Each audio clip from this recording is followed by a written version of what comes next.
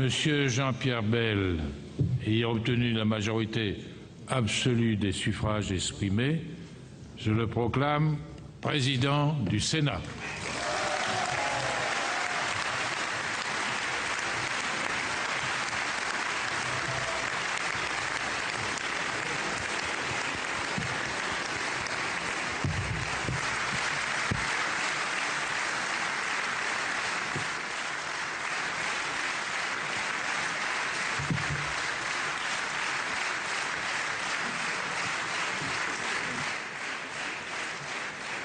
Voilà, il était 17 h cet après-midi au Sénat. Jean-Pierre Bel a donc été élu cet après-midi président du Sénat. Une première historique, c'est la première fois dans l'histoire du Sénat que la Haute Assemblée a un président socialiste. Alors pendant une heure, nous allons revenir sur ce vote historique ici à la Haute Assemblée.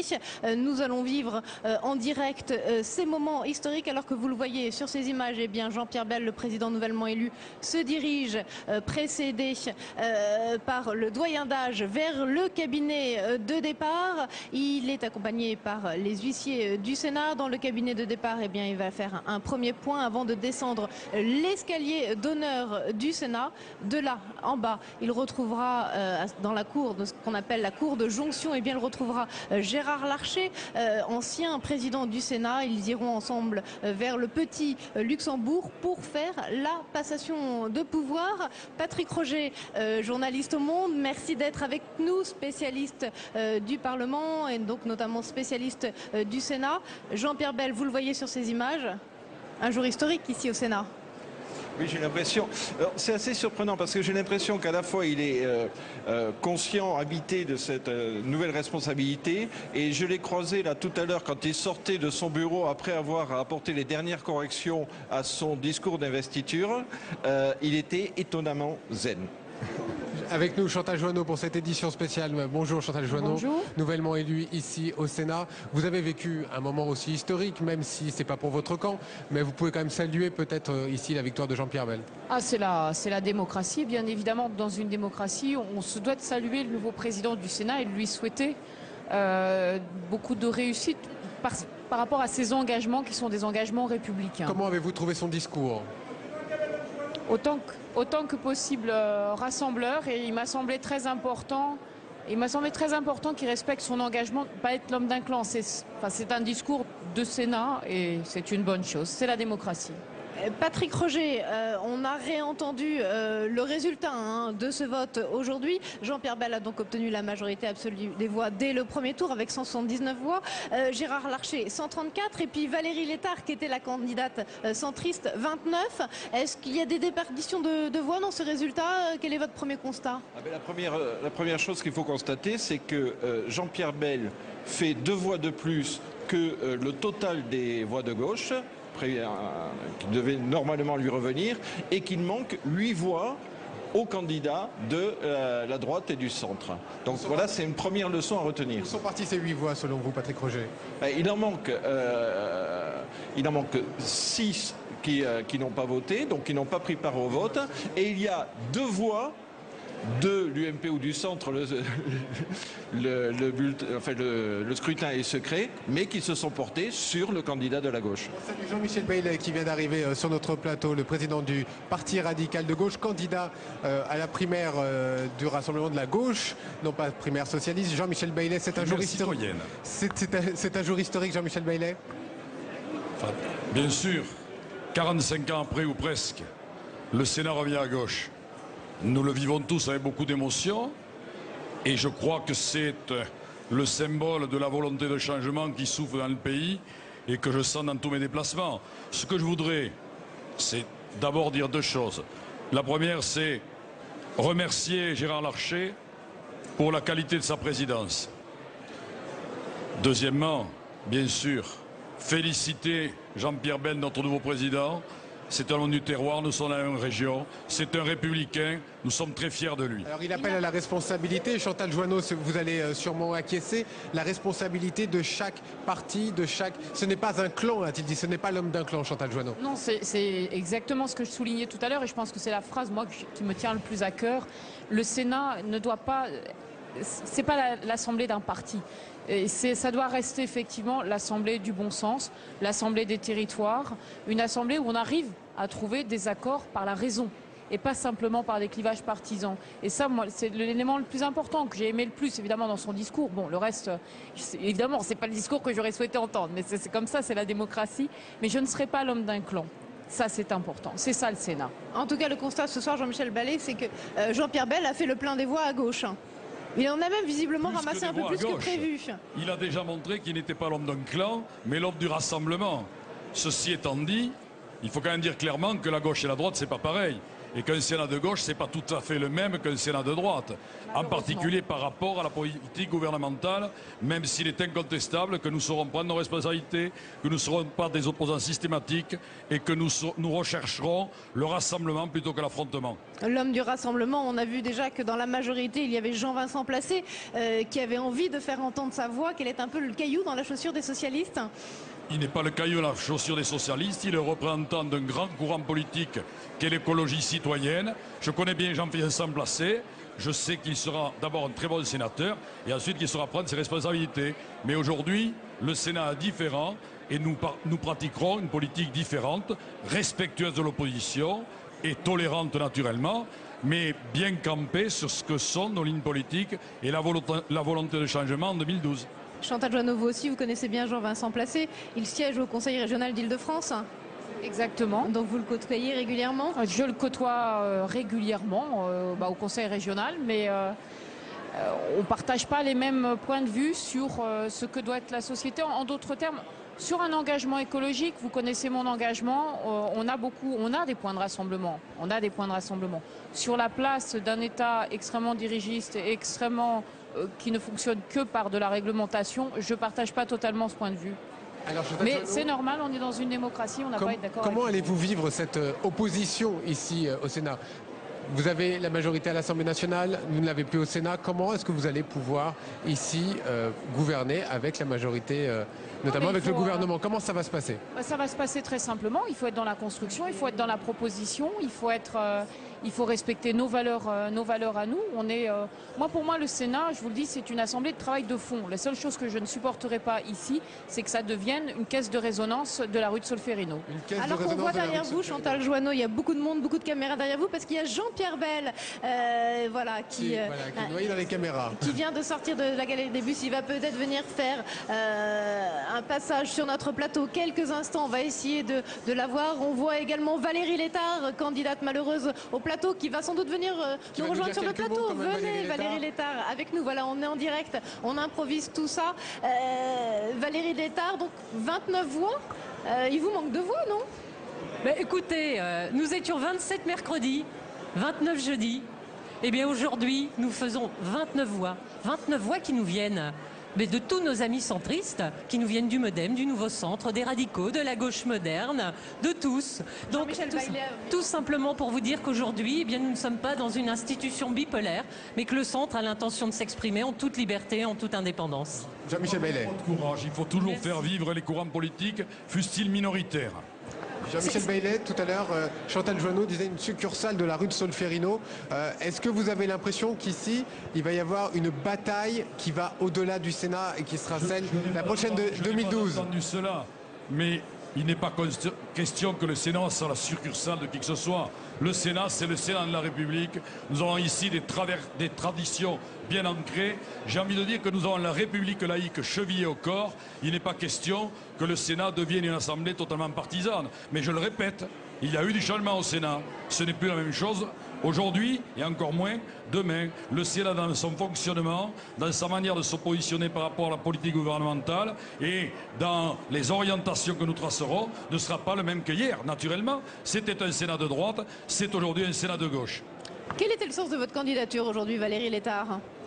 Bien, je crois que, au travers de toutes ces composantes que j'ai citées, la volonté est commune. Celle de rappeler que nous ne sommes pas dans un pays où la vie politique est bloc contre bloc. Elle n'est pas bipolaire, qu'il y a au centre de l'échiquier politique des courants de pensée qui sont capables de se rassembler dans un groupe élargi, l'Union centriste et républicaine, tout simplement pour faire entendre, eh bien, avec liberté, indépendance, tout en sachant où nous nous situons politiquement, prendre enfin la liberté d'apporter notre contribution face à des sujets qui préoccupent les Français dans l'immédiat et dans les semaines et les mois qui viennent. Ce que sont les radicaux à gauche. Alors vous voyez en direct cette image que vous nous proposons à l'instant. Ici Jean-Vincent Placé, mais juste derrière Jean-Vincent Placé, c'est Jean-Pierre Bel qui est en train de répondre aux médias. Nous allons peut-être pouvoir l'entendre si c'est possible. On l'écoute. Qu'est-ce que vous pouvez faire de cette victoire d'ici à la fin 2012, Monsieur le Président? D'ici à 2012, d'ici à l'élection. Il est prévu que nous puissions faire un point de presse. Je suis prêt à répondre bien sûr à ce genre de questions parce qu'elles sont très importantes. C'est peut-être l'essentiel aussi pour les préoccupations des gens aujourd'hui, de savoir qu'est-ce qu'on va faire d'un Sénat qui aura changé. Mais pour l'instant, si vous permettez, vous m'avez demandé quelques petites réactions. Je ne vais pas me lancer dans un discours fleuve. Est-ce que vous pourriez finir juste votre phrase sur l'éducation, s'il vous plaît? Mais pourquoi vous demandez à Jean-Pierre Bel si M. Placé il est content? Moi, je suis très très content parce que le président du Sénat a fait un très beau. Le président du Sénat a fait un très beau discours et il a beaucoup parlé des problèmes écologistes et j'en suis très satisfait. Plateau, Patrick Roger, qu'est-ce qu'on peut dire à l'instant sur ce qui se passe au Sénat aujourd'hui de ce jour historique? À retenir quand même, c'est dans le discours d'investiture de Jean-Pierre Bel, c'est la volonté de ne pas faire du Sénat, même s'il y a un changement de majorité, un bastion de la gauche, une sorte de Fort Chabrol de la gauche dans la procédure législative. Et en revanche, l'engagement qu'il a pris, de ne pas être au service d'un clan, c'est effectivement, je suis d'accord avec Chantal Jeannot, peut-être la phrase la plus importante de son discours, et de faire progresser le Sénat vers une transformation, une rénovation démocratique. Je pense que c'est là, effectivement, dans ce type de présidence, que ce président de gauche peut donner des symboles et des signes forts. Et on l'a vu sur les images, il était entouré lors de ce point presse un peu improvisé des autres présidents de groupes de gauche. Il y avait Nicole Borvo pour le groupe communiste, il y avait Jacques Mézard pour le RDSE et Jean-Vincent Placé pour peut-être le futur groupe des Verts. Là aussi, il y avait l'envie de donner cette image de rassemblement de la gauche ici au Sénat. À la fois une gauche rassemblée, effectivement. Parce que la difficulté quand même à laquelle va être confronté Jean-Pierre Bel, c'est de donner des gages aussi à l'ensemble de sa majorité. Il va y avoir d'ici à mercredi, donc la composition des groupes, des discussions qui vont se poursuivre sur l'attribution des présidences, vice-présidences. Des gages pour votre majorité sénatoriale. Est-ce qu'il vous en a donné, Jean-Pierre Bel, des gages? Ça ne se passe pas comme ça, je l'ai déjà dit. Nous avons élu un président. Ce président, désormais, a toute autorité pour consulter l'ensemble des groupes politiques, de l'opposition comme de la majorité, et faire les équipes qui dirigeront le Sénat. Elles sont faites selon les règles républicaines à la proportionnelle. Moi, je veux dire quand même que je suis très fier d'avoir eu là, autour de Jean-Pierre Bel, les 3 présidents des groupes qui composent la nouvelle majorité sénatoriale. Mais le sens de la question de Mickaël, je pense, c'était de savoir si votre groupe, le RDSE, va pouvoir se maintenir. Vous êtes aujourd'hui plus que 13 sénateurs. Notre groupe est composé de 16 sénateurs dont les choses sont faites. Notre groupe prendra toute sa part. Mais des sénateurs vont vous quitter pour aller au groupe Union centriste et républicaine. Non, mais écoutez-moi, je veux bien que l'on raconte des choses qui ne sont pas. Nous sommes 16 sénateurs RDSE, donc le groupe est composé et le groupe prendra toutes ses responsabilités dans le cadre de la nouvelle gouvernance du Sénat, que ce soit dans les présidences de commission, que ce soit au bureau du Sénat ou dans tout ce qui compose la majorité sénatoriale. Mais si votre groupe passe sous la barre des 15 sénateurs... Il ne passera pas sous la barre, il est composé et il est au-dessus de la barre. Très bien. Bon. Il faut comprendre effectivement, les 16 sénateurs qui composeront le RDSE ne seront pas forcément les 16 qui s'étaient réunis cette semaine. J'ai cru comprendre qu'il pouvait y avoir effectivement quelques arrivées dans votre groupe. Et peut-être là, je me trompe peut-être, mais ce serait une sorte de victoire posthume de Georges Frêche qui a abouti. Non, ne faites pas de politique fiction. C'est bizarre. Quand la gauche prend le Sénat, tout de suite on dit ça va être une officine de la rue de Solferino. On n'a jamais dit que quand la droite tenait le Sénat, c'était une officine de l'UMP. Mais il y a quand même des glissements de sénateurs pour maintenir votre groupe. Nous avons 16 sénateurs qui ont signé à notre groupe. Le groupe est constitué dans sa diversité traditionnelle. Merci Jean-Michel Bailly. Valérie Létard qui va bientôt nous quitter. Sur la nouvelle composition du groupe centriste, quel va être le poids par rapport et comment est-ce que vous allez peser avec la majorité, enfin l'ancienne majorité de l'opposition UMP aujourd'hui? Je l'ai dit tout à l'heure, notre volonté c'est savoir où nous nous situons politiquement, c'est clair. Savoir que nous partageons globalement dans notre famille la volonté de nous exprimer de façon libre et indépendante. Et en ce qui concerne l'organisation de notre institution, nous avons un président de groupe qui va bien évidemment prendre la tâche des responsables actuels de cette institution pour y travailler dans les règles du jeu, telles que les règles du jeu le proposent. Nous a rejoint sur le plateau le sénateur maire de Lyon, Gérard Collomb. Bonjour, merci d'être avec nous. Il y a 10 jours, vous étiez sur le plateau de Public Sénat. Je me rappelle, vous n'y croyez pas vraiment à cette victoire de la gauche ici au Sénat? Non, c'est vrai, je crois que personne n'y croyait véritablement. Et même Jean-Pierre Bel était quand même incertain. Pourtant, c'était celui parmi nous qui y croyait le plus. Mais vous voyez, ça a été une victoire extraordinaire. Et il y a vraiment fallu qu'un certain nombre d'élus locaux soient effectivement dans une situation de désarroi, d'inquiétude, pour qu'un certain nombre de sièges basculent. Il y a aujourd'hui une espèce de révolte des élus locaux contre la politique qui est menée, qui est forte et qui a fait basculer le Sénat. La révolte des élus locaux, Chantal Joanneau?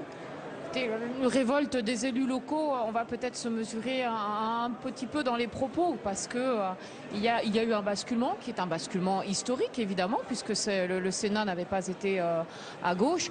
Pour autant, ne parlons pas non plus de raz-de-marée. Enfin, vous êtes dans votre rôle, mais ne parlons pas de raz-de-marée non plus. Soyons un peu mesurés sur les propos. Je salue l'élection, parce que je me souviens d'un débat que nous avions eu au Sénat extrêmement intéressant. Je crois que vous vous trompez. Vous voyez, lorsque par exemple on disait c'est simplement le décalque mathématique des élections qui ont eu lieu. Eh bien non, quand vous regardez par exemple en Lozère, c'est pas simplement la poussée des élections passées qui ont fait que la gauche gagne les sièges, c'est qu'il y a un certain nombre d'électeurs qui sont plutôt des électeurs de droite, des élus et des électeurs du Sénat de droite, et qui ont voté pour la gauche. Vous voyez, par exemple, dans le département voisin du mien, la Loire, jamais nous n'aurions dû avoir 3 sièges. Le sénateur-maire de Saint-Étienne me disait 8 jours avant, moi je ne serai pas élu, parce que mathématiquement, c'est impossible. Et il a été élu. Moi, ce que je veux dire, quant à ce débat, c'est que la réforme territoriale, la manière dont on a maltraité les collectivités, tant quant à leur fiscalité, qu'en voulant les regrouper de force, en créant le conseil territorial, cette réforme a beaucoup pesé. Et nous l'avions pourtant dit, ici même, à la majorité. Cette réforme a beaucoup pesé. Elle est pas... D'ailleurs, regardez comment elle a été adoptée au Sénat. Elle a été adoptée en force, d'une voix, en faisant voter le président du Sénat lui-même, ce qui n'est pas la tradition. Alors il faut que, désormais, ce qu'est l'opposition sénatoriale s'en prenne un peu à elle-même. Il faut savoir écouter les citoyens, il faut savoir écouter les élus. Les élus n'ont pas été entendus dans cette affaire. On leur a imposé une réforme que dans leur grande majorité, de gauche comme de droite, ils ne voulaient pas.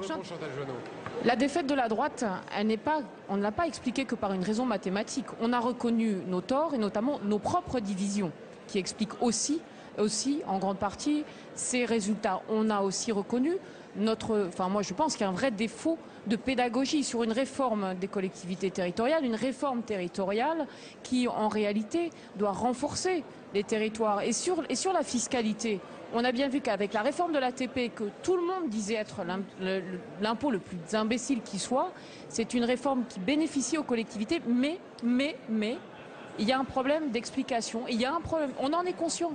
On en est conscient. Et je me mets dedans parce que j'étais membre du gouvernement. Je vous respecte beaucoup, mais moi je ne suis pas sénateur de Paris, je suis président d'un conseil général. Vous ne pouvez pas dire que cette réforme bénéficie aux collectivités. Elle leur a porté un coup très dur. Mais Gérard Collomb, il va falloir quand même réformer à un moment ou à un autre l'organisation des collectivités territoriales en France. Oui, bien évidemment. Mais dans quel sens, alors ? C'est ce qu'a annoncé Jean-Pierre Bel lorsqu'il a dit nous allons lancer des états généraux des collectivités locales. Cela voulait dire qu'il voulait effectivement lancer dans le pays une grande consultation de manière à ce que les élus puissent s'exprimer et que l'on puisse présenter une réforme des collectivités locales, un projet de loi de décentralisation qui soit effectivement porté par les élus. Mais la méthode, elle a déjà eu lieu au Sénat. Gérard Larcher lui-même avait fait ses états généraux des élus locaux. Il y avait eu des mois et des mois de missions d'information. Que les grands électeurs viennent de rejeter. C'est pas cela. Écoutez, les élus locaux. Moi, j'ai participé, y compris, j'ai reçu Gérard Larcher dans mon propre département pour parler de tout cela. Les élus locaux, dans leur quasi-unanimité, ont dit on ne veut pas de cette réforme. Elle leur a été imposée. Eh bien, eux, ils ont fait savoir qu'ils n'étaient pas contents. Alors, Jean-Michel Bayet, vous voyez sur ces images Jean-Pierre Bel qui descend l'escalier d'honneur du Sénat. Il va arriver dans la cour de jonction du Sénat. La cour de jonction, elle fait la jonction entre le palais du Luxembourg et ce qu'on appelle le Petit Palais, c'est-à-dire la présidence du Sénat. Normalement, Gérard Larcher devrait l'attendre à la grille de jonction entre la Haute Assemblée et la présidence du Sénat. Et ensemble, ils se dirigeront vers le Petit Palais pour faire la passation de pouvoir. C'est un beau moment républicain. C'est une belle image, Gérard Collomb? Oui, c'est une belle image. Moi, je constate que les premiers mots de Jean-Pierre Bel ont été pour saluer le travail du président sortant, Gérard Larcher, et donc qu'il a mis sa présidence sous le signe non pas du pouvoir d'un clan, d'un parti, mais dans une volonté républicaine.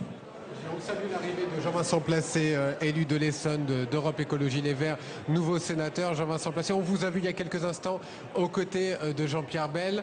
C'était pour l'image, surtout c'est la cohésion, c'est la nouvelle majorité sénatoriale. C'est l'affirmation d'un fait politique. Il y a, avec Nicole Borvo, avec Jacques Mézard, il y a, ce n'est pas un affichage, ni une image, une communication, c'est une réalité, c'est celle de l'union et du rassemblement de la gauche et des écologistes qui a permis d'ailleurs ce magnifique succès de dimanche dernier, et c'est donc la réalité aujourd'hui de cette majorité au Sénat. Et pourtant, jusqu'à ce matin, jusqu'à ce midi, vous étiez un potentiel candidat à l'élection du président du Sénat. Assez naturellement, moi je souhaite qu'il y ait tout à la fois, c'est le message d'ailleurs, la stratégie des écologistes, tout à la fois l'autonomie de la parole des écologistes, parce que nous, le paradigme écologiste, c'est quelque chose d'important, c'est le fond de nos valeurs, de la philosophie que nous défendons. D'ailleurs, Jean-Pierre Bel, dans son discours, a parlé de mutation écologique. C'était un signal en votre direction. Non, mais c'est pas un signal.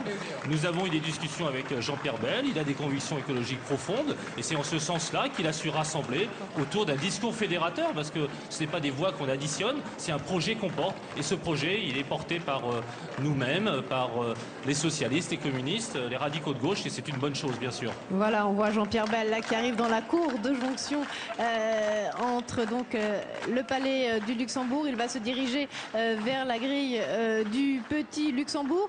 Nicole Borvo nous a rejoint, la présidente du groupe communiste ici au Sénat. Un moment historique, vous qui siégez depuis très longtemps au Sénat.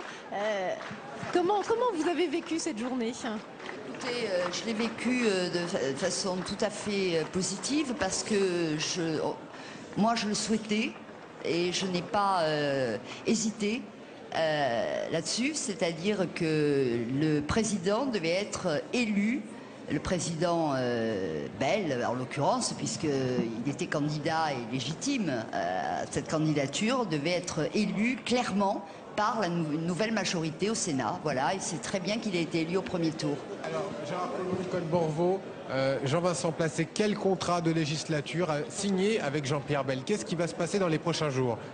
Alors qu'on voit toujours sur ces images Jean-Pierre Bel qui va rejoindre Gérard Larcher à l'instant. Ils vont sûrement se serrer la main les deux hommes pour la passation de pouvoir. Exactement juste derrière la grille qui mène à la présidence du Sénat. Gérard Larcher, Jean-Pierre Bel qui se serrent la main. Salut aux armes. Et qui se retourne évidemment pour une photo. On va laisser vivre un petit peu ces images. Les deux personnalités qui sont de dos mais qu'on va retrouver, voilà, à l'instant. Et ils marchent ensemble vers le Petit Palais, la présidence du Sénat. Ils ont le sourire. C'est plutôt et Gérard une image... Collomb le disait tout à l'heure, c'était une belle image républicaine. Messieurs, dames, est-ce que vous pouvez nous commenter un petit peu ces images? Nicole Borvo, qu'est-ce que vous en pensez? C'est une image républicaine traditionnelle, je vais dire. Écoutez, ça c'est bien, c'est très bien, ça doit se passer comme ça. En même temps, vous vous interrogez sur ce qu'on doit faire tout de suite. Vous n'ignorez pas que la droite est au pouvoir. Donc la question... va réagir d'ailleurs là-dessus. Oui, absolument. Non, mais parce que, voilà. Donc, nous attendons que le Sénat joue un rôle, c'est-à-dire ne soit pas en attente d'autres changements que, pour ma part, je souhaite l'année prochaine. Donc, nous attendons qu'il y ait des gestes très forts. Et Jean-Pierre Bel a fait un discours qui était tout à fait positif de ce point de vue, mais nous serons vigilants pour que cela se passe ainsi. C'est-à-dire qu'il y a des signes Jean-Pierre Bel qui fait son entrée à la présidence du Sénat. Gérard Collomb, vous qui le côtoyez depuis très longtemps au groupe socialiste, j'imagine que vous êtes un peu ému aujourd'hui. Ah ben évidemment, je crois que pour tous les membres du groupe socialiste, pour toute la gauche, c'était un moment extrêmement émouvant. Et puis son discours lui-même était émouvant. Vous voyez, lorsqu'il parlait de ses racines, cette région du sud-ouest de la France, marquée par la tradition républicaine, marquée par la résistance, évidemment que c'est un moment extrêmement important, extrêmement émouvant. Voilà, et là il y a un résistant de la droite qui fait son entrée sur le plateau, Roger Carucci, qui remplace Chantal Joanneau face à trois membres de la nouvelle majorité au Sénat. Bonjour Roger Carucci. Voilà. Bonjour Roger Carucci. Bon, bah, ils ont gagné. C'est la logique du système. Je vois pas d'ailleurs pourquoi toute la semaine on a fait semblant de se faire des frayeurs. C'était perdu pour nous dimanche soir dernier. Dimanche soir, tout le monde ne l'admettait pas à l'UMP, Roger Carucci. Monsieur, en vrai, qu'est-ce que vous voulez faire? Qu'est-ce que vous voulez avoir comme carambistouille pour gagner quand vous avez perdu? Bon, voilà. Ça aurait pu s'imaginer quand même. Bah non. Ça fait beaucoup rire Nicole Borvo. C'est très étonnant. D'abord, je vous signale que quand même vous avez, pas vous directement, en tout cas avant dimanche, mais le président Larcher nous a dit et redit qu'il ne perdrait pas le Sénat. Et quant à vous, vous avez dit les jeux ne sont pas faits, ça, on verra qui sera élu président. Donc, non mais attendez, attendez, ne rêvez pas. Vous avez vu jouer quoi? On a perdu dans les urnes, très bien. Mais on n'imaginait pas, puisqu'on ne savait pas quelle serait la position des écologistes, quelle serait la position des radicaux de gauche. C'était d'abord à Jean-Pierre Bel de rassembler le camp à gauche. Mais on a toujours dit que s'il faisait le rassemblement général, on serait battu. Voilà. Mais après, à vous de prouver que vous étiez à plein. Allez, on va parler de l'avenir maintenant. Et puisqu'on a trois membres de la majorité du Sénat, quel contrat va vous lier ensemble pour travailler maintenant? Quels doivent être les premiers actes du président Jean-Pierre Bel? Gérard Collomb. Si vous voulez, ce que Jean-Pierre Bel a déjà dit, c'est qu'il voulait s'attacher à transformer le Sénat, à lui donner plus de transparence, à modifier les symboles avec un Sénat plus modeste, comme il l'a dit, plus proche à la fois des élus locaux et puis en même temps des citoyens. Mais ceci étant dit, bien évidemment, c'est la majorité du Sénat qui a basculé. C'est pas la majorité tout court. Et donc, évidemment, les projets de loi vont toujours arriver du même gouvernement avec le même président de la République. Et donc, nous sommes dans une situation qui sera difficile, où à la fois, il va falloir que la nouvelle majorité prouve un certain nombre d'intentions, mais sans faire d'obstruction, parce que le gouvernement légitime de la France est celui qui existe aujourd'hui. On espère que ça sera plus celui-là dans 7-8 mois, mais aujourd'hui, c'est celui-là et il faut faire avec. Alors, pour l'instant, ça fait sourire ici Roger Carucci, mais on veut d'abord la réponse de Jean-Vincent Placé sur ce contrat législatif. Est-ce qu'il vous satisfait? On ne peut pas vraiment parler de contrat législatif, parce que comme vient de le dire Gérard, effectivement, c'est tout à la fois historique et très important. Tout à la fois, il faut tenir compte des réalités, des institutions de la Ve République, que d'ailleurs nous aurons vocation à réformer si nous gagnons l'élection présidentielle l'année prochaine et les élections législatives, bien évidemment.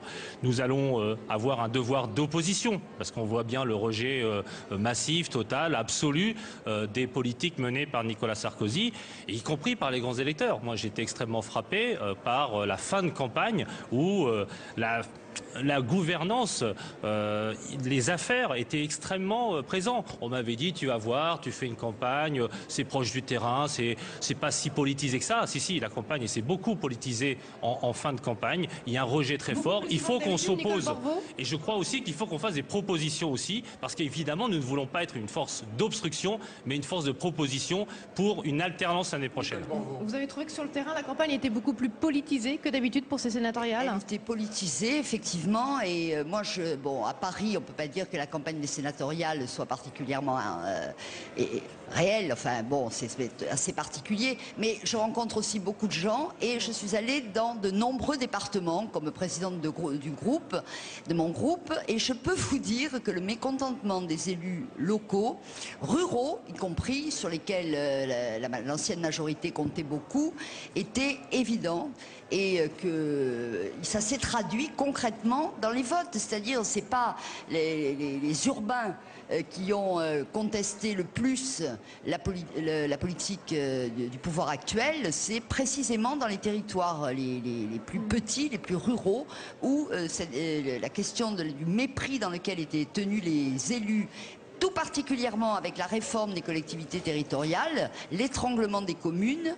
financiers, eh bien ça c'était très présent dans le débat, plus les problèmes que partagent tous nos concitoyens, c'est-à-dire le ras-le-bol de la politique menée par le pouvoir actuel. Alors dans quelques instants, nous écouterons la première déclaration de Jean-Pierre Bel devant la présidence du Sénat. Roger Carucci, dans son discours dans l'hémicycle du Sénat, Jean-Pierre Bel a annoncé qu'il allait créer un groupe de travail pour réfléchir à l'image du Sénat. Ça c'est plutôt positif, vous allez y participer? Oui, vous savez, je crois de mémoire que Gérard Larcher avait fait la même chose au début de son mandat.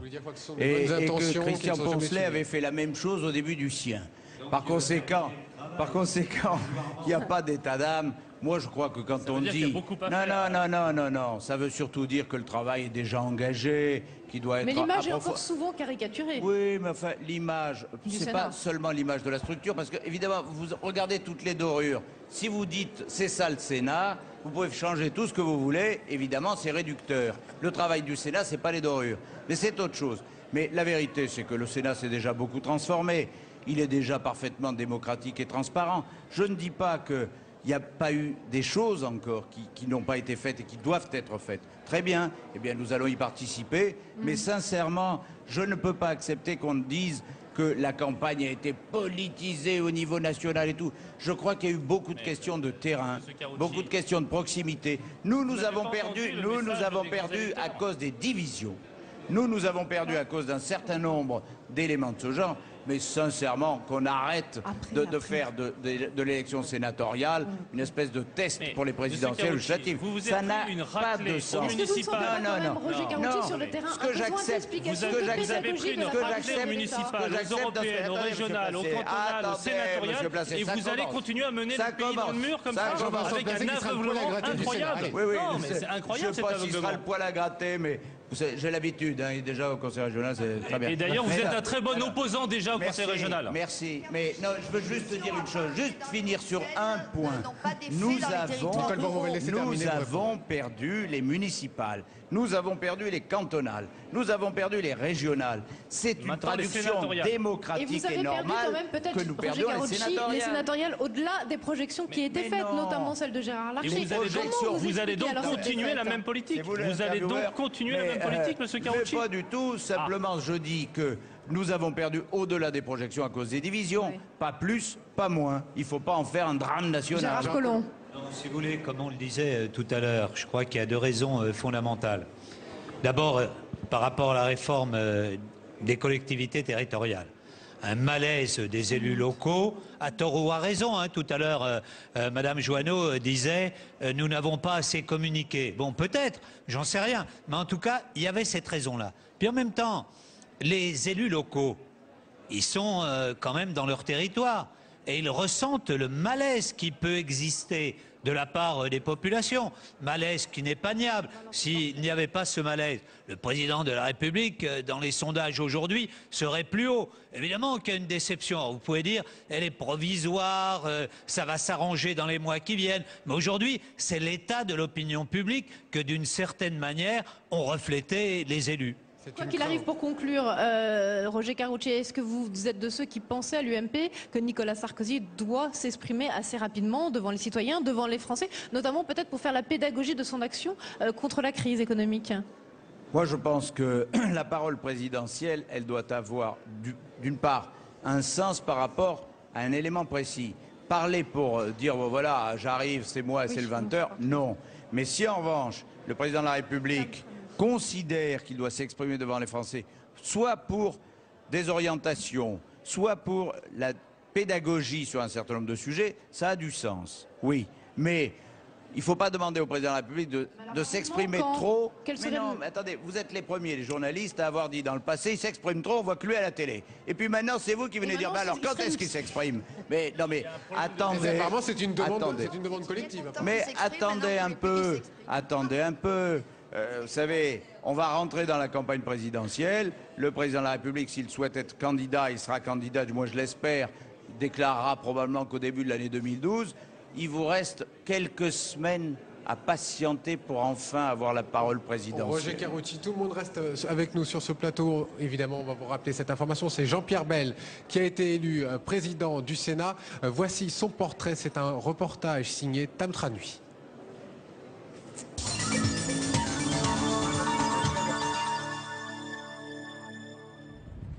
« 1998, Jean-Pierre Bel est élu sénateur de l'Ariège. À l'époque, il connaît déjà bien les arcanes du Parti socialiste, mais découvre tout juste le palais du Luxembourg. Moi, je me sens un Ariégeois perdu dans la foule. L'engagement politique du sénateur a commencé par la Révolution. Jeune, Jean-Pierre Bel est trotskiste. Avril 1974, il déboule en 2 chevaux à Lisbonne pour participer à la Révolution des œillets. À peine 10 ans plus tard, il préfère la réforme à la révolution et adhère au Parti socialiste. Il gravit un à un les échelons dans la fédération de l'Ariège, puis dans celle de Midi-Pyrénées, très ancrée dans son sud-ouest natal. À la même époque, il rencontre Lionel Jospin, son mentor en politique. J'étais un peu son bras droit, à la fois au sein du Parti socialiste et puis dans les campagnes comme la campagne pour les élections régionales en 92, où j'étais le responsable de la campagne, tout en étant tête de liste dans mon département. À la tête du groupe socialiste depuis 2004, Jean-Pierre Bel est un président discret, quasi inconnu du grand public, mais très apprécié par ses troupes. À l'écart de Solferino, il a préféré dans la course aux primaires François Hollande à Martine Aubry, à l'instar de nombreux élus locaux. Récemment, à l'automne 2010, Jean-Pierre Bel a commencé à sortir de l'anonymat lors des assauts répétés du groupe socialiste contre la réforme des retraites. Décidément, le Sénat n'aura pas résisté longtemps au coup de colère du président de la République. Dans l'hémicycle, dans les manifestations, jamais on ne l'a autant entendu. Depuis, le soufflet était retombé, mais voilà à nouveau la machine médiatique qui s'emballe autour de lui. Dimanche dernier, le Sénat a basculé à gauche. Samedi 1er octobre 2011, Jean-Pierre Bel est devenu le nouveau président de la Haute Assemblée.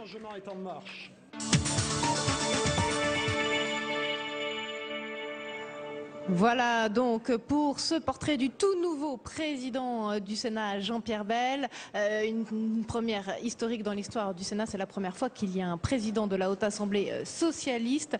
Gérard Collomb, on en a parlé, Jean-Pierre Bel, vous le connaissez bien, vous le pratiquez depuis déjà longtemps à la tête du groupe socialiste. Quel président du Sénat il va être ? À mon avis, quelqu'un qui va être extrêmement à l'écoute, qui va essayer de favoriser le débat et les convergences en même temps. Comme il l'a dit, je crois qu'il a esquissé la façon dont il souhaitait sa présidence. À la fois, comme il l'a dit, sur des positions de fond qui sont celles de la gauche, mais en même temps avec la volonté de respecter pleinement l'opposition. Et donc, ce sera un président, dans la tradition d'ailleurs du Sénat, où il n'y a jamais eu des présidents qui, à un moment donné, aient voulu brimer l'opposition. Je crois que ici, l'équilibre des pouvoirs est peut-être plus subtil qu'il ne l'est ailleurs. La bonne nouvelle de l'après-midi, vous n'allez pas être brimé. Attendez, moi je serais tenté de dire, je partage l'analyse. A priori, moi j'ai beaucoup fréquenté Jean-Pierre Bel. y compris quand j'étais chargé des relations avec le Parlement au gouvernement, et c'était un président de groupe avec qui on parlait beaucoup, même si on n'était pas d'accord. Hein, c'est pas pour ça qu'il votait les textes. Donc il n'y a pas de sectarisme, vous voulez dire? A priori, du président Bell, je n'attends pas d'attitude ni sectaire ni intolérante. J'ai plus d'inquiétude sur ce que j'entends d'autres élus de gauche qui rêvent du grand soir. Vous pensez à qui? On verra. Ah non, non, je donne pas de nom. Mais on en entend certains dire, vous allez voir ce que vous allez voir. On verra bien. Si le Sénat devient, par définition, un Sénat présidé par un socialiste avec des débats et des votes qui sont évidemment différents de ce qu'ils étaient, ça c'est la normalité. Mais il ne faut pas qu'il y ait de sectarisme. Jean-Vincent Placé, il y a eu des discussions cette semaine. Est-ce que vous avez obtenu ce que vous vouliez, c'est-à-dire un groupe pour les Verts? Non, mais il n'y a pas eu de discussion de marchand de tapis cette semaine. Il y a eu des discussions Jean-Pierre Bell est Vous avez quand même beaucoup fait monter la pression là depuis hier, en annonçant une éventuelle candidature à la présidence du Sénat. Je pense que vous êtes habitué au ronron un peu mollasson de la maison. Je suis vraiment désolé de vous le dire. J'ai trouvé... aux trois sénateurs qui sont ici. Non mais je le dis tranquillement, j'ai trouvé que parler d'une candidature pour parler d'écologie... C'est comme ça que la maison fonctionne, effectivement. Non mais vous savez, et je pense que Gérard Larcher est quelqu'un de très bien. Après, c'est vrai que c'est une vraie anomalie ce Sénat. Pourquoi tout ça? Pour que pendant que la gauche était au pouvoir, la droite faisait l'obstruction systématique, y compris un peu sectaire, et quand la droite est au pouvoir, le Sénat était godillot et ne résistait aucunement, ou même n'avait pas d'échange dans le débat parlementaire. Donc ne démontrait pas d'utilité. Là, nous, ce que nous avons à faire, c'est démontrer de l'utilité. Moi, vous m'en voudrez pas, je suis sénateur écologiste. Il y a 10 écologistes pour la première fois dans la Haute Assemblée. Et la différence de ce qui se raconte, moi, je suis pas contre le Sénat.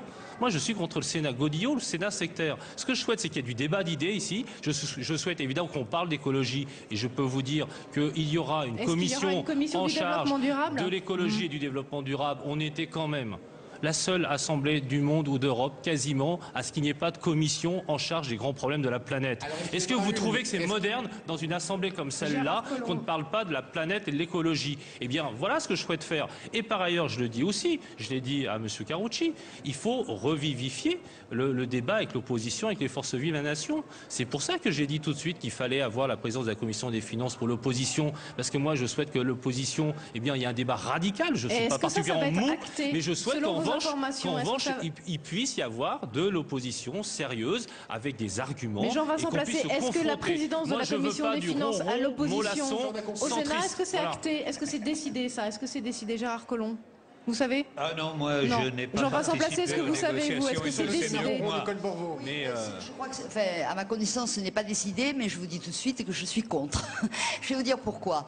Parce que la raison d'une commission des finances présidée par l'opposition, elle tient à la nature de l'exécutif et du législatif. Donc, quand l'exécutif est de droite, bon, que la commission de l'Assemblée nationale soit présidée par l'opposition, peut-être, c'est pas ma conception. Mais en tout cas, ici, c'est toujours le même exécutif et il n'y a aucune raison. Elle va contrôler quoi, la commission des finances ici?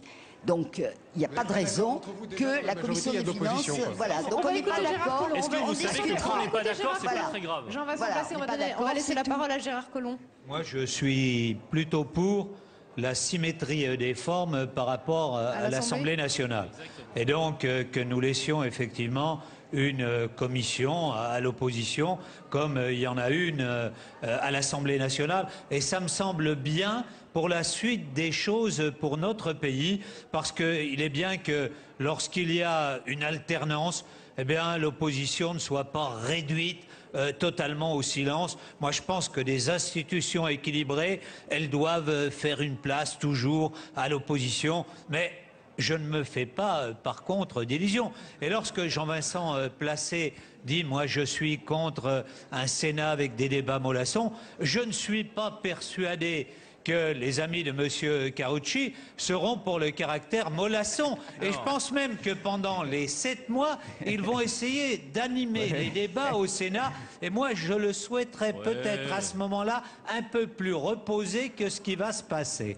Alors, sur ces images, vous voyez l'entrée de la présidence du Sénat. On nous annonce que Gérard Larcher va bientôt quitter cette présidence du Sénat. On attend, voilà, on voit sur cette image Jean-Pierre Bell qui raccompagne Gérard Larcher à la sortie de la présidence du Sénat. Et puis dans quelques instants, on va pouvoir écouter le premier point presse du tout nouveau président du Sénat. Ça va être dans quelques instants en direct sur notre antenne. Vous voyez donc Gérard Larcher quitte cette présidence du Sénat. Il reste bien sûr sénateur des Yvelines. Il a été réélu dimanche dernier. Gérard Larcher qui a annoncé qu'il souhaitait siéger à la commission des affaires étrangères du Sénat et qui comptait bien continuer à peser sur la politique nationale en France. Voilà. Et puis on voit Jean-Pierre Bel pour une conférence de presse que nous allons évidemment entendre tout de suite en direct.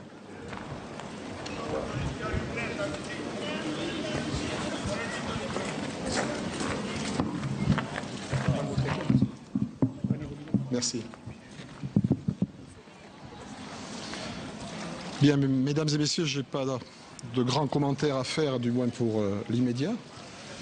Nous venons d'avoir avec le président Larcher une discussion qui s'inscrit dans la tradition républicaine, de courtoisie, mais aussi d'estime réciproque entre lui et moi. Le président Larcher a exercé ses fonctions avec conviction, avec engagement. J'ai dit tout à l'heure dans mon discours qu'il avait commencé à faire évoluer les choses et nous n'avons eu aucune difficulté à examiner les questions qui sont à la fois des questions d'organisation et puis des questions un peu plus politiques qui se posent à nous. Car comme vous l'avez compris dans mon intervention tout à l'heure à la tribune, nous avons bien sûr l'intention de faire vivre nos valeurs, mais aussi de respecter les uns et les autres dans leurs convictions qui sont, je le répète, tout à fait respectables. Alors si vous avez maintenant des questions à me poser, je suis à votre disposition. Monsieur le Président, quelle est la nature de votre émotion en cet instant? Vous savez, l'émotion, elle a été passagère, bien sûr. J'ai dit que c'était un grand risque que d'évoquer son enfance, ses parents, sa famille. Mais cela, on le fait une fois. Lorsque on vient d'être élu. Et puis maintenant, non, pas d'émotion particulière, simplement la conscience de ce que la tâche est devant nous, qu'elle est importante, que nous sommes dans une période qui n'est pas une période anodine. La situation de notre pays et au-delà de notre pays réclame des responsables politiques qu'ils agissent bien sûr avec le sens des responsabilités. Donc plutôt que de l'émotion, c'est une forme de gravité dont je me sens imprégné cet après-midi pour être digne de la confiance de mes pairs. Face au souhait du président de la République de poursuivre jusqu'à la fin de son mandat des réformes. Nous avons dit clairement que nous ne serions pas un lieu d'obstruction. Nous serions un lieu de proposition. Et je crois que le Sénat a des possibilités, notamment aujourd'hui avec son espace d'initiative, de faire des propositions. Pour ce qui concerne les grands projets de loi qui sont devant nous, il est évident que nous nous sommes opposés dans le passé au bouclier fiscal, par exemple. Nous continuerons à nous opposer à des projets qui constituent pour nous la négation de ce à quoi nous croyons. Mais nous le ferons intelligemment et toujours de manière républicaine, bien sûr. Le Sénat a une certaine tradition, mais vous savez, cette tradition ne l'empêche pas d'être un lieu réactif. Et nous dirons ce que nous avons à dire. Aujourd'hui, ce que nous constatons, c'est que les problèmes sont grands, que dans ce pays, les inégalités, les exclusions sont toujours des questions fortes, lourdes, et parfois même s'accroissent. Et à partir de là, nous voulons exprimer nos valeurs. Nous sommes une majorité de gauche. Nous allons le montrer, même si nous sommes très ouverts à ce que nous pouvons entendre lorsqu'il s'agit de propositions et de propositions constructives, de gauche, écologistes et d'une certaine diversité. Les mots que vous a adressé Gérard Larcher, c'était un message chaleureux que vous a lancé. Nous avons, je vous le redis, eu un échange extrêmement courtois, mais je dirais même au-delà. Nous nous connaissons depuis maintenant pas mal de temps. Gérard Larcher a été mon président de la commission des affaires économiques. J'en ai gardé un excellent souvenir. Et lorsque nous nous retrouvons dans ces circonstances, qui s'inscrivent bien sûr dans la tradition républicaine, c'est-à-dire dans la continuité de notre Parlement, nous n'avons aucune difficulté à nous comprendre et je peux vous dire que la conversation a été très sympathique. Est-ce que vous allez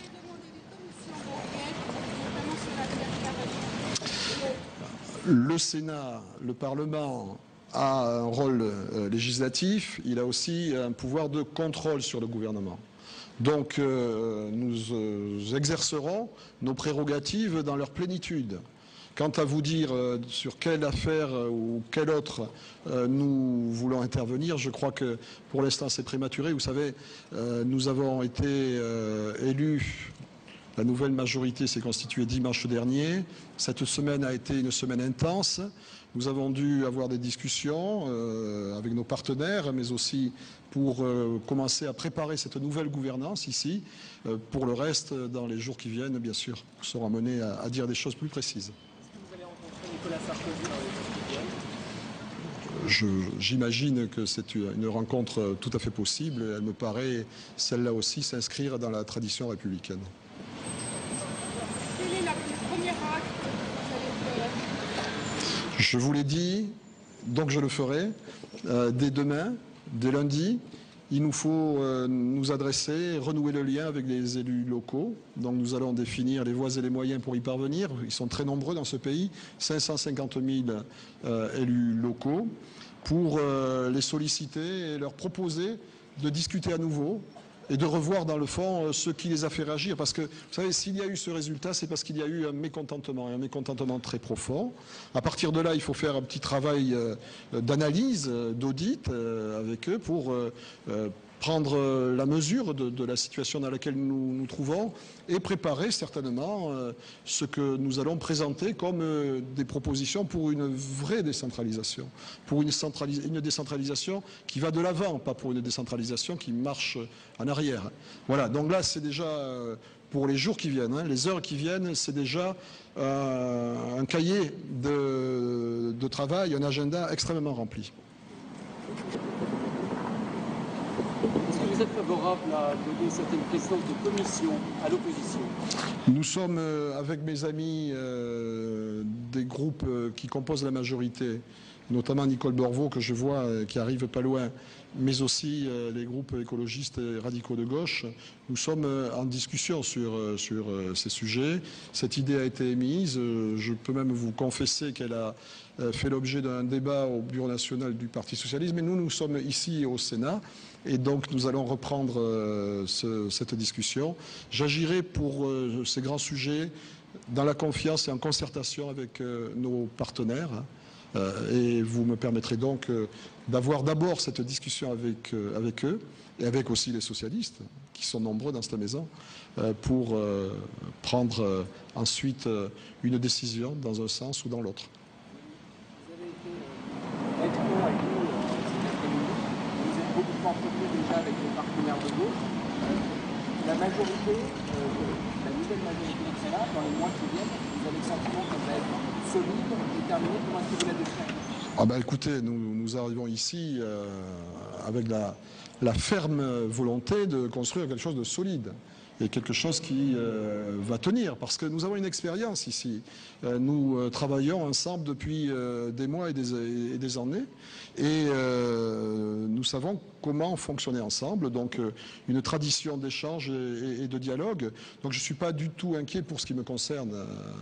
Nous expliquerons aux nouveaux arrivants ce que nous avons déjà commencé à faire, et nous prendrons en compte ce qu'ils pourront nous amener de neuf et de créatif. Voilà, donc cette majorité, elle existe, elle est de gauche, elle est écologiste aussi, et c'est pour nous une exigence que de montrer que ça fonctionne, parce que si j'ai bien compris, dans les mois à venir, il y aura peut-être d'autres moments où il faudra que nous fassions la preuve de notre unité, de notre capacité à nous rassembler. Peut-être pas une vitrine, ne voulons être exemple pour personne, mais nous savons que les regards sont tournés vers nous. Vous savez, depuis dimanche, comme disait Barbara, quelque chose a changé. Elle ajoutait, c'est indéfinissable. Moi, je suis très surpris de l'intérêt nouveau que manifestent nos concitoyens pour le Sénat et surtout pour ce qui s'est passé au Sénat. Il y a un espoir qui s'est levé, il y a vers nous des regards qui se sont tournés, et il va falloir que nous soyons à la hauteur de cette exigence. Et pour nous, les différents groupes de cette majorité, pour moi qui suis président du Sénat, c'est un élément dont il faut absolument tenir compte. Nous n'avons pas le droit de décevoir, mais je n'ai pas d'inquiétude pour cela après m'être entretenu avec mes amis dont je viens de parler. Est-ce que vous avez l'impression, M. Bell, de présider une anomalie de la République?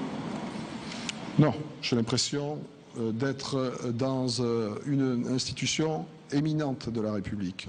J'ai toujours été, depuis mon plus jeune âge, y compris dans des périodes où j'avais peut-être des visions un peu plus radicales, j'ai toujours été pour le bicamérisme. Je considère que c'est la marque d'un régime démocratique.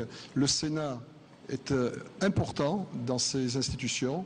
J'ai plusieurs fois eu à faire part de mes réflexions, notamment dans le rapport que j'avais écrit pour notre candidate Ségolène Royal lors de la dernière élection présidentielle. Vous savez que je suis quelqu'un qui aime le Sénat, qui est attaché au Sénat, parce que je suis attaché au bicamérisme, mais bien sûr un bicamérisme rénové, c'est notre rôle, nous sommes pour le changement et nous allons introduire du changement, ne soyez pas inquiets. Merci.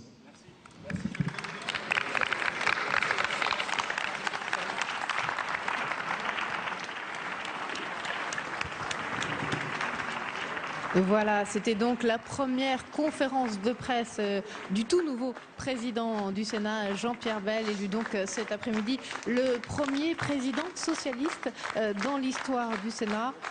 Vous l'entendez, Jean-Pierre Bell, qui se trouve sur ces images devant la présidence du Sénat, applaudi bien sûr par des sénateurs de gauche, mais également par des collaborateurs de son cabinet au groupe socialiste.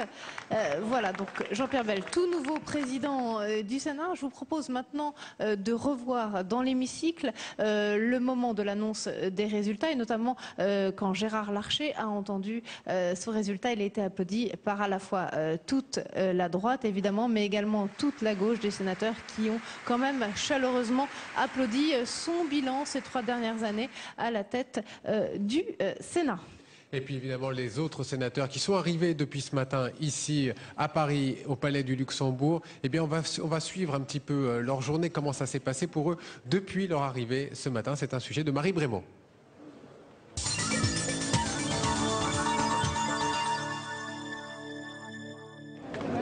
Il y a du monde au balcon pour admirer une cour inhabituellement agitée. Scènes extraordinaires de la vie au Sénat. Le fond, la foule, en délire. Il y a les petits nouveaux et les habitués de la maison, pour certains visiblement très émus. Ah oui, un moment comme ça, en tous les cas, nous, on n'en vivra plus. Parce qu'une assemblée qui est inscrite dans la droite depuis 53 ans... Voilà, c'est un moment historique. Un moment historique pour la droite aussi, mais Philippe Marini semble aujourd'hui très bien s'en accommoder. J'attends avec une certaine gourmandise cette période dans l'opposition. Moi, je trouve que l'opposition a beaucoup de charme. Valérie Létard, candidate centriste à la présidence de la Haute Assemblée, se défend de jouer la division. Je ne suis pas aujourd'hui là pour exprimer comment va le sarkozysme ou pas. Je ne suis pas là pour critiquer les uns ou les autres, mais pour construire ce que la famille centriste rassemblée a envie d'exprimer dans cette magnifique institution qui est le Sénat. Mais l'homme du jour, le visage tant attendu, c'est lui. Concentré, Jean-Pierre Bell semble déjà avoir endossé les habits de président et il est accueilli sur le perron comme tel.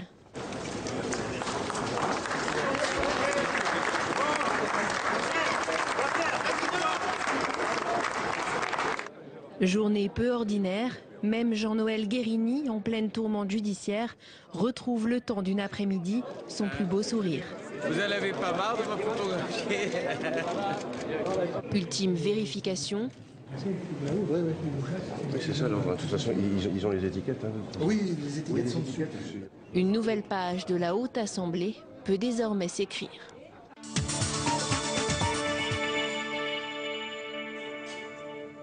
Journée donc historique au Sénat, vous le voyez sur ces images, Jean-Pierre Bel qui quitte le Petit Palais, là où réside le président du Sénat. Il est entouré de sénateurs socialistes, notamment à sa gauche Didier Guillaume, qui est son fidèle soutien depuis de nombreuses années au sein du groupe socialiste au Sénat. Donc Jean-Pierre Bel élu cet après-midi président du Sénat, une victoire historique, le premier président socialiste dans l'histoire du Sénat, on le répète encore et encore aujourd'hui. Vous venez de voir donc ce reportage de Marie Brémaud autour de cette journée extraordinaire au Sénat. Journée d'autant plus extraordinaire pour les petits nouveaux, les sénateurs élus dimanche dernier. C'est le cas de Joël Labbé. Il est sénateur d'Europe Écologie Les Verts. Il a été élu dans le Morbihan et Paul Bouffard l'a suivi tout au long de cette journée.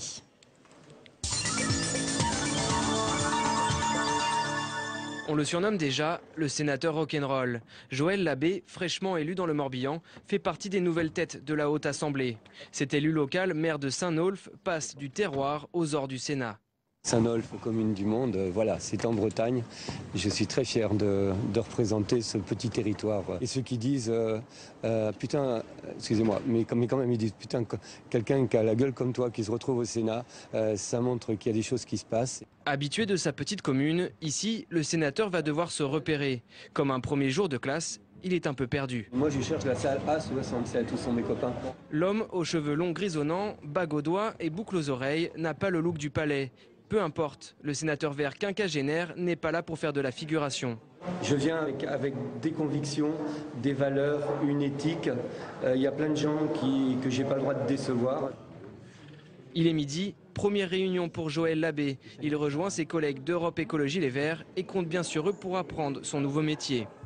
Je suis un peu paumé, je viens de la campagne profonde de Bretagne, donc je suis un peu paumé. Alors ça, c'est la salle redécotée, c'est en dessous de l'hémicycle. Joël Labbé continue sa visite, direction l'hémicycle.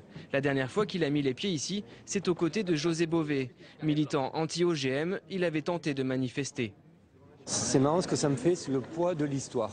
J'aime beaucoup l'histoire, enfin l'histoire qui fait que les choses avancent dans un sens ou dans un autre. Donc le poids de l'histoire, il est présent. Fier, il assure déjà se sentir sénateur. L'élu du Morbihan attendait d'ailleurs cette journée avec impatience, le moment du vote. Maintenant, je vais aller préparer mon bulletin. Est-ce que j'ai le droit de le dire publiquement? Moi, je vais voter pour Jean-Pierre Bel. Cool et sans plan de carrière, Joël Labbé, un nouveau sénateur décalé, surprend déjà.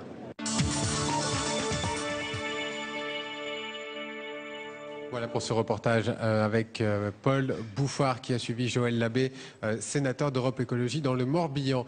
Il était 17h, si vous avez manqué ce moment, Jean-Pierre Bel venait d'être élu président du Sénat. Il s'adresse devant les sénateurs dans l'hémicycle. Je vous propose d'écouter un extrait de son discours. Dimanche dernier, les grands électeurs ont voté pour le changement. Ils en ont confié la mission à la gauche. Mais ils nous ont tous placés devant une triple responsabilité. Responsabilité historique, responsabilité politique, responsabilité morale. Historique parce que, après plusieurs décennies, le Sénat s'est ouvert à l'alternance, que je comprends comme une preuve de maturité démocratique et comme une légitimité renforcée.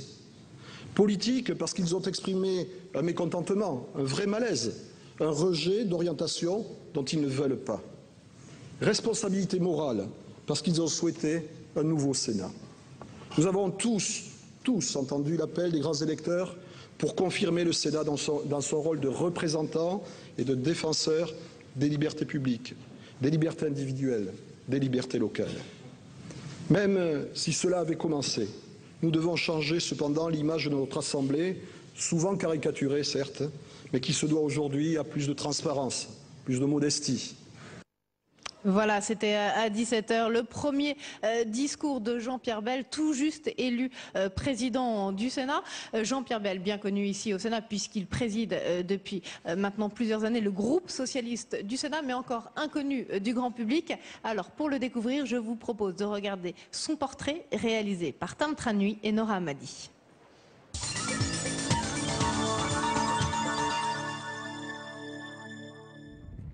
« 1998, Jean-Pierre Bel est élu sénateur de l'Ariège. À l'époque, il connaît déjà bien les arcanes du Parti socialiste, mais découvre tout juste le palais du Luxembourg.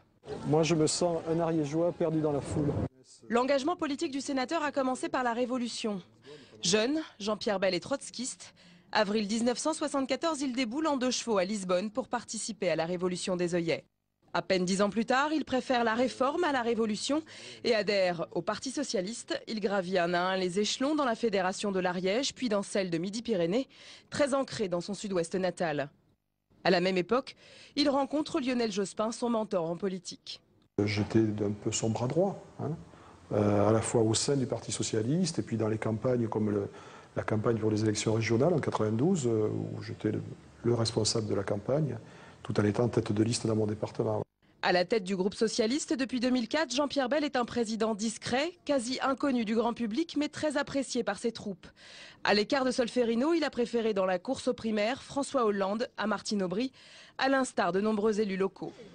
Récemment, à l'automne 2010, Jean-Pierre Bel a commencé à sortir de l'anonymat lors des assauts répétés du groupe socialiste contre la réforme des retraites. Décidément, le Sénat n'aura pas résisté longtemps au coup de colère du président de la République.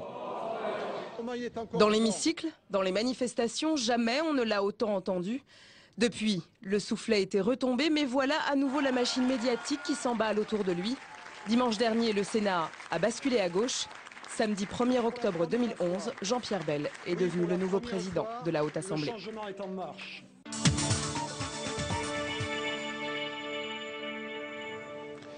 Et pour revivre les temps forts de cette journée historique ici au Sénat, Flora Sauvage retrace les grands moments de cette journée. Reportage.